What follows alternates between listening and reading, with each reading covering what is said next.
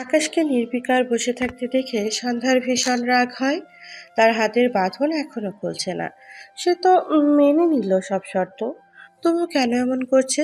সন্ধ্যার মোচড়ামুচড়ি করতে করতে আকাশের দিকে চেয়ে দাঁত কিরমির করে বলে। খুলে দিন। আকাশ সন্ধ্যার মাথা থেকে পা পর্যন্ত দৃষ্টি বোলায়, ঠোঁট কামড়ে হেসে বলে। শাড়ি খুলতে বলছো? সন্ধ্যার অসহ্য কণ্ঠে বলে। আপনি যে একটা আস্ত জানোয়ার, এটা জানেন? আকাশ চেয়ার থেকে উঠে দাঁড়ালো, এগিয়ে এসে সন্ধ্যার দিকে ঝুঁকে দুই হাত সন্ধ্যার চেয়ারের দুই পাশে ঠেকায়, বলে। নিউ কিছু ট্রাই করো। একটা ওয়ার্ড বারবার রিপিট করছো, শুনতে বোরিং লাগছে।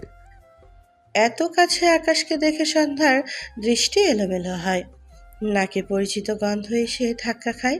সন্ধ্যার গলা শুকিয়ে আসে। ঢোক গিলল মেয়েটা। দ্রুত চোখ বুজে ডান দিকে ফিরিয়ে নেয়, নিজের অস্থিরতা চেপে রেগে বলে। অসভ্য লোক, আমার থেকে দূরে সরুন আর হাতের বাঁধন খুলুন। আকাশ বাঁকা হেসে বলে। খোলাখুলি ওয়ার্ড শুনলে শাড়ি ছাড়া আর কিছু মাথায় আসছে না। স্টার্ট করবো? সন্ধ্যা রেগে থাকায় আকাশের দিকে। আকাশ সন্ধ্যার একদম মুখের সামনে মুখ রেখে ঠোঁটে কামড়ে হাসছে। গভীর দৃষ্টি সন্ধ্যাতে। সন্ধ্যা হাঁসফাঁস করে। আকাশকে অদ্ভুত লাগছে। সন্ধ্যাকে চুপ দেখে আকাশ মৃদু স্বরে জিজ্ঞেস করে। তোমার হাজবেন্ড কোথায়? সন্ধ্যা বিরক্তি কণ্ঠে বলে। আপনার তো অনেক ক্ষমতা, নিজে খুঁজে নিন। আকাশ হাসল, ঠোঁট গোল করে সন্ধ্যার মুখে একবার উফ ফু দেয়। সন্ধ্যার চোখ বুজে নেয়। আকাশ বন্ধ চোখে সন্ধ্যার পানি চেয়ে বলে। ওকে, আমি নিজেই খুঁজে বের করে তোমার সাথে তোমার হাজবেন্ডের ডিভোর্স করিয়ে দেবো। Mind it. আকাশের কথা শুনে সন্ধ্যার ভীষণ হাসি পায়। যদিও আকাশ বদলে গিয়েছে, যদিও তার আকাশ হারিয়ে গেছে, সন্ধ্যার ওই আকাশকে আর তার স্বামী হিসেবে মানে না। আর না মানবে। এত কিছুর পর তো নয়ই, কিন্তু দিন শেষে এটাও সত্য, এই আকাশ এখনো তার স্বামী। হয়তো দুনিয়ার দলিলে তার প্রমাণ নেই, কিন্তু আল্লাহর দলিলে ঠিকই প্রমাণ আছে। সন্ধ্যার চোখ মেলে তাকায়, আকাশের দিকে চেয়ে উপহাসের স্বরে বলে। তাকে খুঁজে পাওয়ার পর আয়নায় নিজের মুখ দেখতে ইচ্ছে না করলে আমাকে বলবেন, আমি আপনার জন্য স্পেশাল আয়না বানিয়ে দিব। আকাশ থমথমে মুখে তাকায়, ভ্রু কুচকে বলে।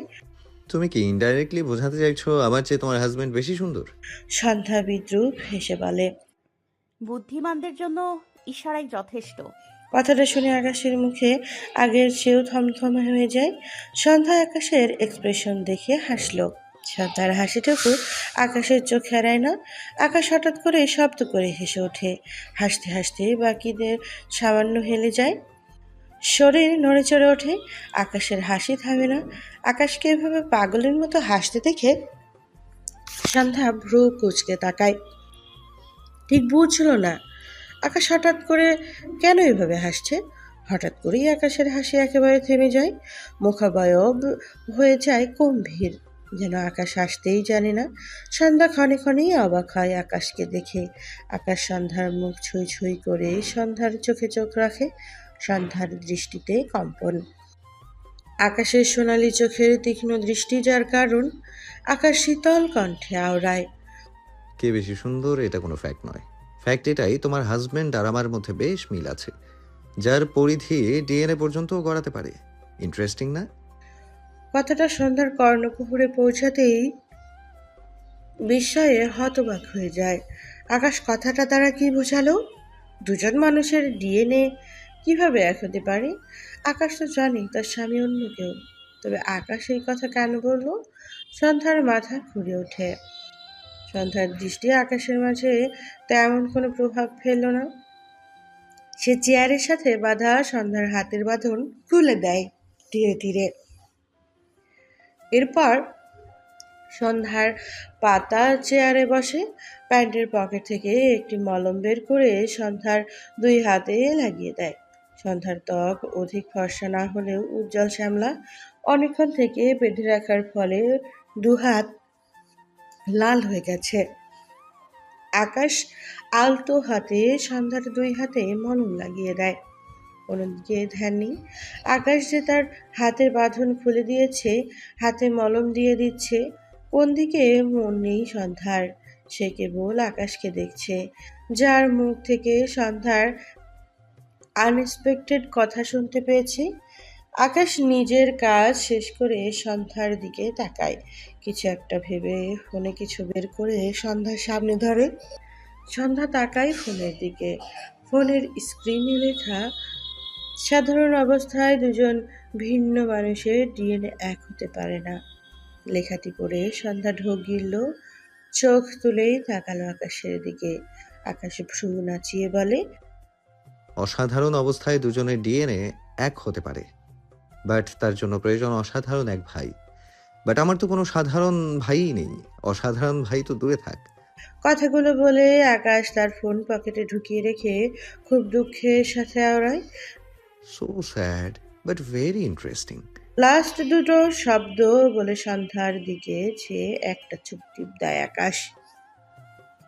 ঠোঁটের কোণে সূক্ষ্ম হাসি। সন্ধ্যার পুরো শরীর শিরশির করে ওঠে। সে যেন বোবা বনে গিয়েছে। আকাশের কথা শুনে তার মস্তিষ্ক এলোমেলো লাগছে। আকাশ চেয়ারটি একটু পিছিয়ে নিয়ে বসে, ডান পা বা পায়ে তুলে রাখে। পকেট থেকে সিগারেট আর লাইটার বের করে। সিগারেটের ঠোঁটের ফাঁকে চেপে লাইটার দ্বারা সিগারেটটি জ্বালায়। সন্ধ্যার পানে দৃষ্টি রেখে সিগারেটের দুইবার টান দেয়। সন্ধ্যার চরম বিতৃষ্ণা নিয়ে চেয়ে রইল আকাশের দিকে। তার আকাশ সিগারেট খেলেও এত অভদ্র ভাব ছিল না তার মাঝে। কিন্তু এই আকাশ। সন্ধ্যা বিরক্তি নিয়ে আকাশের থেকে চোখ সরিয়ে নেয়। আকাশ ডান হাতে 2 আঙ্গুলের ফাঁকে সিগারেটটি রেখে হেসে বলে, ছেলের নাম সৃজন। সুন্দর নামটা তোমার হাজবেন্ডের পছন্দ অনুযায়ী রেখেছো, ঠিক বললাম তো? কথাটা শুনে সন্ধ্যা ঝড়ের বেগে আকাশের দিকে তাকায়। চোখে মুখে অজস্র বিস্ময়। কয়েক সেকেন্ডেই চোখের কোণে জলকণা জমতে শুরু করলো। চোখের পাতা কাঁপছে। মনে পড়ে যায় অনেক কিছু। আকাশ নিয়াজের কাছে তার প্রেগন্যান্সির খবর পাওয়ার পর যখন সুদূর ইংল্যান্ড থেকে ফিরছিল, ফেরার পথে আকাশের একটি মেসেজ ছিল। সন্ধ্যা মারুতি, আমাদের ছেলে হলে নাম রাখবো সৃজন, আর মেয়ে হলে নাম রাখবো সৃষ্টি। সুন্দর না নাম দুটো? আমার ভীষণ পছন্দের। তোমার কেমন লেগেছে বউ? জানিও কিন্তু। লেখাগুলো আজও সন্ধ্যার চোখের সামনে জ্বলজ্বল করে। নাম দুটো সন্ধ্যার ভীষণ পছন্দ হয়েছিল, কিন্তু সে আকাশকে জানানোর আর সুযোগ পায়নি। এই যে আকাশ হারিয়ে গেল, ফিরে এলো কত বাজেভাবে। সন্ধ্যার খুব রাগ হয়েছিল, কিন্তু সে আকাশের পছন্দকে ছুঁড়ে ফেলতে পারেনি। সবাইকে সৃজন নাম রাখার অনেক মিথ্যে কারণ বলেছে। সবার আগেই নিজেকে বলেছে। সে নিজেও মানতে নারাজ। সে এখনও তার মনে আকাশকে রেখেছে। আকাশের পছন্দকে স্থান দিয়েছে। অস্বীকার করলেও বা কি? দিন শেষে সন্ধ্যা আয়নার সামনে দাঁড়িয়ে অস্বীকার করতে পারে না। আজও তার সবখানেই আকাশের অস্তিত্ব মিশে আছে। কথাগুলো ভেবে সন্ধ্যার দম বন্ধ হয়ে আসে। ঝাপসা চোখ জোড়ায় এদিক ওদিক করে ঘোরায় নিজেকে অস্বাভাবিক করতে। দরজার ওপাশে দাঁড়িয়ে সৃজন দরজা ধাক্কায় আর ডাকে, মা, ও মা, কোথায় তুমি? দরজা খোলো, মা। আসমানি নয়ন দরজা ধাক্কায় আর আকাশকে ডাকে। সাইফ সৃজনকে দিয়ে গিয়েছিল আর বলেছে সন্ধ্যাকে নাকি তার ছেলে এনেছে। সে পিছু পিছু এসে দেখেছে আকাশ সন্ধ্যাকে তাদের বাড়িতেই এনেছে। তিনি আকাশের ঘরের সামনে এসে বুঝতে পারে আকাশ সত্যি এই বাড়ি এসেছে। ছেলেকে কতগুলো দিন পর দেখবে ভেবে যেমন শান্তি লাগছে তেমনি দুঃখ লাগছে আকাশের করা কর্মকাণ্ডের কথা শুনে। এদিকে ছেলের কণ্ঠ পেয়ে সন্ধ্যা দ্রুত চেয়ার থেকে উঠে দাঁড়ায়। কোনো দিকে না তাকিয়ে বড় বড় পা ফেলে দরজার কাছে গিয়ে দরজার সিটকিনি খুলে, কিন্তু দরজা খুলছে না। সন্ধ্যার 2 হাতে দরজা ধরে টানে, কিন্তু খুলছে না। দরজার কাছে মুখ ঠেকিয়ে বলে, আব্বা, আমি এখানেই আছি, এক্ষুনি বের হব আমি। একটু দাঁড়াও আব্বা। এতক্ষণ পর মায়ের কণ্ঠ পেয়ে সৃজনের মুখে হাসি ফুটে। অসহায় কণ্ঠে বলে, তাড়াতাড়ি বেরো মা, তাড়াতাড়ি আমাকে কোলে নাও। সন্ধ্যা দরজা ধরে টানতে থাকে, খুলতে না পেরে রেগে উল্টো ঘুরে নেয়। তখনই পেছন থেকে আকাশ হাত বাড়িয়ে দরজার লক খুলে দেয়। সন্ধ্যা দ্রুত দরজা সৃজন সন্ধ্যা দ্রুত দরজা খুলে সৃজনের সামনে হাঁটু মুড়ে বসে। মাকে দেখে সৃজন মায়ের উপরে যেন ঝাঁপিয়ে পড়ল। ফোপানো কণ্ঠে বলে, মা, তুমি আমাকে লেকে চলে আসলে কেন? আমি খুব কষ্ট পেয়েছি। সৃজনের মুখে এর কথা শুনে সন্ধ্যার বুকটা হু হু করে ওঠে। ছেলেকে ছেড়ে ছেলের সারা মুখে হিসাব ছাড়া চুমু আঁকে। মায়ের আদর পেয়ে আদরে সৃজনের কোপানো বাড়ে। সন্ধ্যা দুই হাতের আঁচলায় সৃজনের মুখটা নিয়ে ধরা গলায় বলে, আমি সরি আব্বা, আর তোমাকে কষ্ট দিব না। মাকে মাফ করবে না আব্বা? সৃজন ঠোঁট উল্টে তাকায় মায়ের দিকে। সন্ধ্যার পিছনে আকাশকে দেখে সৃজন ভয় পেল একটু। ভীতি দৃষ্টি নামিয়ে সন্ধ্যার দিকে একটু চেপে গিয়ে বলে, মা, মা, বাতাস বাবু আমাকে চুলে ফেলে দিচ্ছিল। আমি এখানে ভয় পেয়েছি। কথাটা বলতে বলতে সৃজন দুই হাতে তার বুক দেখালো। সন্ধ্যার বুকটা চিনচিনে ব্যথা করে ওঠে। ছেলে বাবার নামে মায়ের কাছে বিচার দিচ্ছে, বাবাকে দেখে ভয় পাচ্ছে, লুকাতে চাইছে। এই দৃশ্য যে সবার আগে সন্ধ্যার বুকে এসে হানে। শক্ত সন্ধ্যা দুর্বল হয় না। নিজেকে সামলে সে ছেলের মুখে অজস্র চুমু আঁকে। এরপর শার্টের ওপর দিয়ে বুকে দুটো চুমু আঁকে। আবারও মায়ের আদর পেয়ে সৃজন একটু খুশি হয়, কিন্তু সে পুরোপুরি গলল না। কিছু একটা ভেবে মন খারাপ করে বলে, তুমি আমাকে বলনি কেন? আমি লাগ করেছি। কথাটা বলে সৃজন দুই হাত বুকে গুজে মুখ ফোলায়। অন্য সময় হলে ছেলের রাগ দেখে সন্ধ্যা হেসে ফেলতো। সৃজন একদম বড়দের মতো করে রাগ করার ভান করে।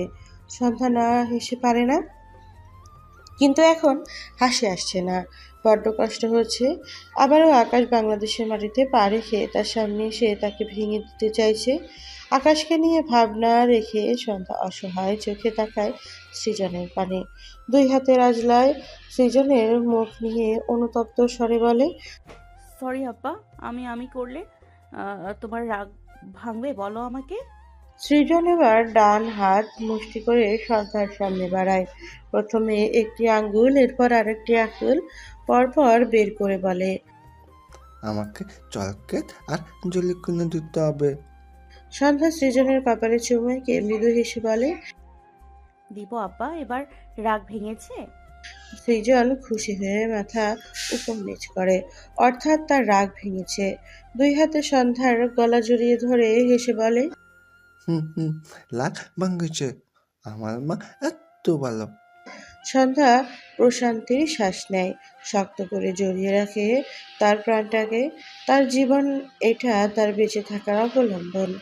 জড়িয়ে রেখে ছেলেকে কত শত যে চুমু আঁকলো।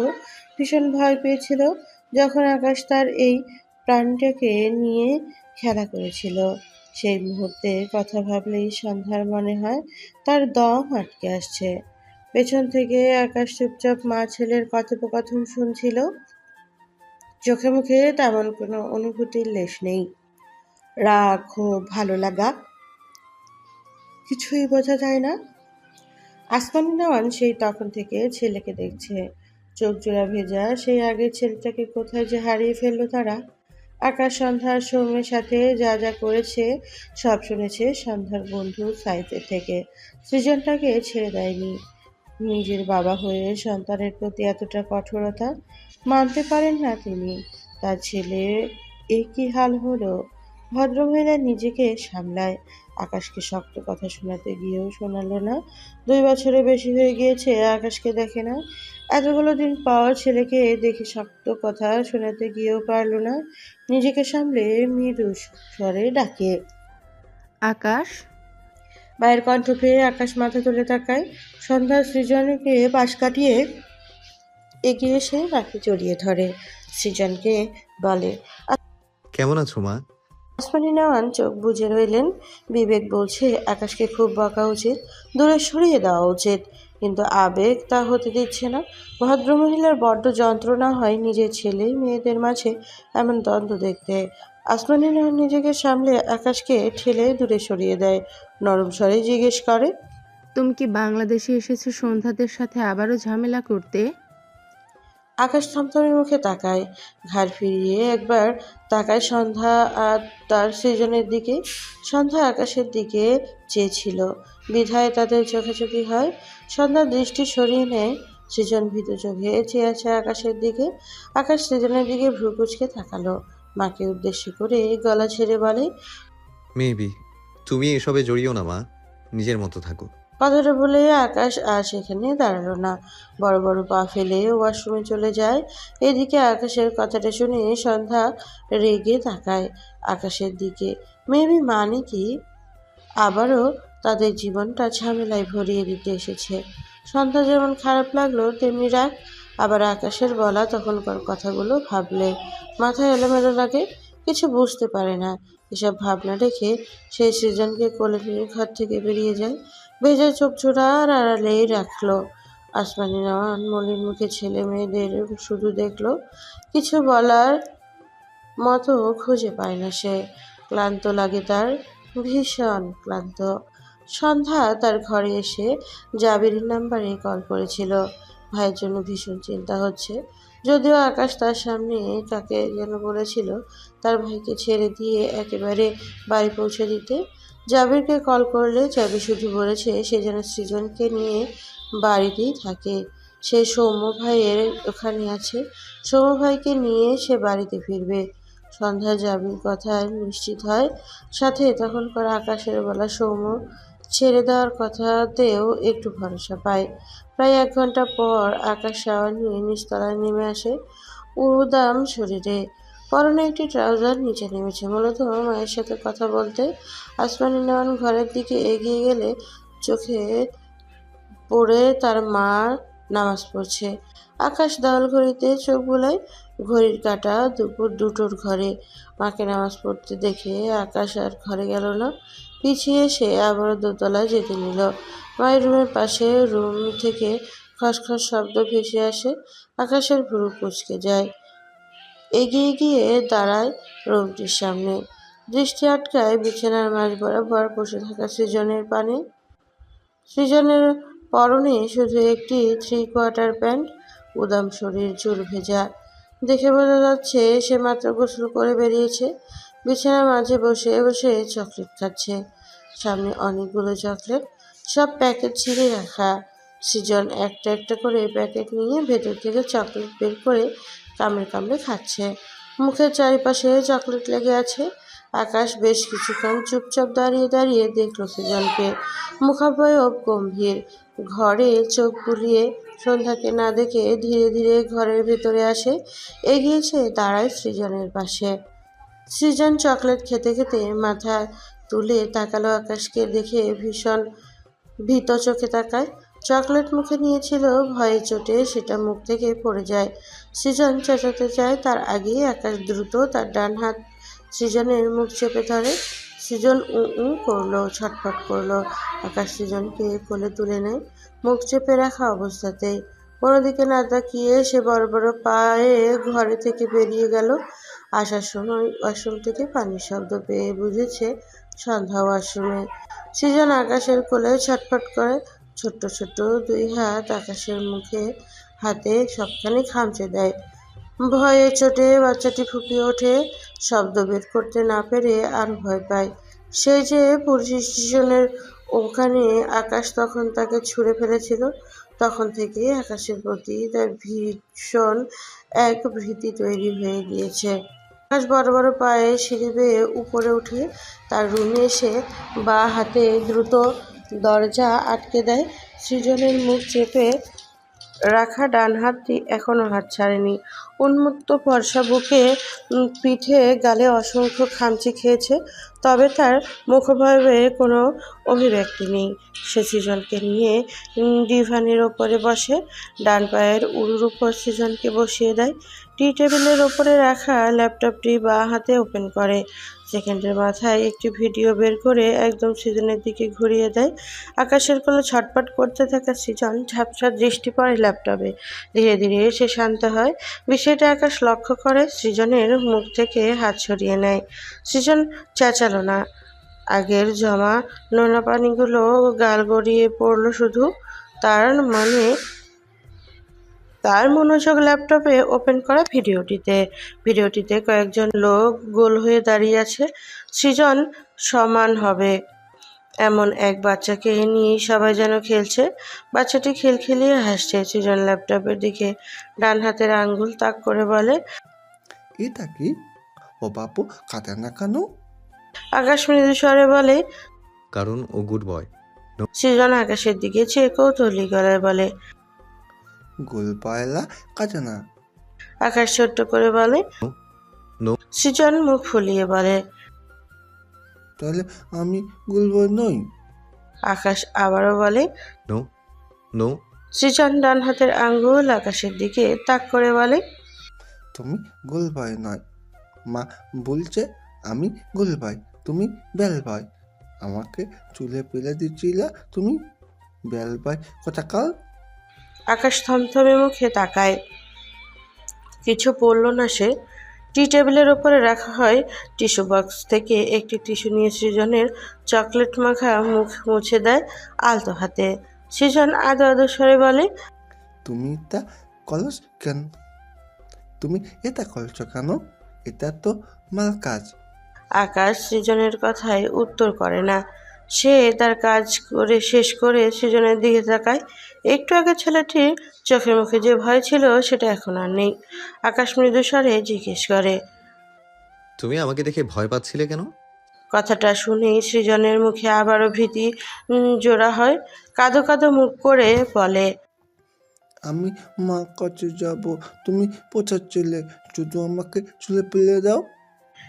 আকাশ গম্ভীর গলায় বলে, আমি তোমার সাথে একটা গেম খেলছিলাম।